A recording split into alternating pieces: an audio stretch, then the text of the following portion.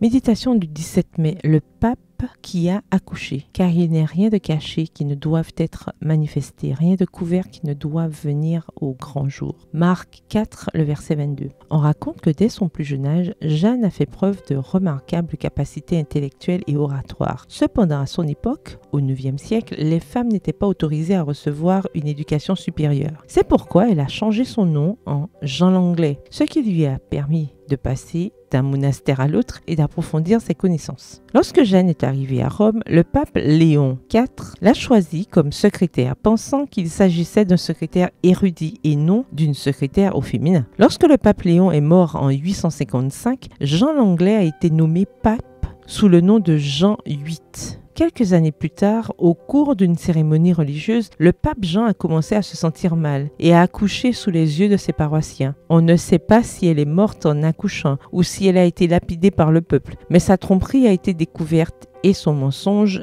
a mis fin à sa vie. Bien que l'opinion la plus répandue soit qu'il s'agit d'une légende, l'histoire de la papesse Jeanne a été considérée comme vraie pendant des siècles, ce qui nous permet de mettre doublement l'accent sur le thème que je veux traiter aujourd'hui, le mensonge. Abraham Lincoln a dit ceci: on peut tromper une partie du peuple tout le temps et tout le peuple une partie du temps, mais on ne peut pas tromper tout le peuple tout le temps. Jésus l'avait déjà dit à ses disciples dans le texte d'aujourd'hui, car il n'est rien de caché qui ne doive être manifesté. Tôt ou tard, les mensonges apparaissent au grand jour, comme un bébé après son cycle normal de conception. Il n'y a pas de grossesse qui dure toute la vie, ni de mensonge qui ne soit jamais révélé. Nous vivrions avec moins de problèmes et de soucis si nous prenions toujours le chemin de la vérité. Mais généralement, beaucoup choisissent le chemin plus long du mensonge, mais ils arrivent toujours à la même destination, la vérité, mais entraînant beaucoup de conflits. Chers amis, cherchons toujours la voie de la vérité. Soyons des filles dignes de représenter le Dieu de la vérité. Soyons des personnes dignes de confiance. Apprenons à dire la vérité, à vivre la vérité, à enseigner la vérité, à cohabiter avec la vérité. Et le Dieu de la vérité habitera en nous. Avec sa présence, il n'y aura pas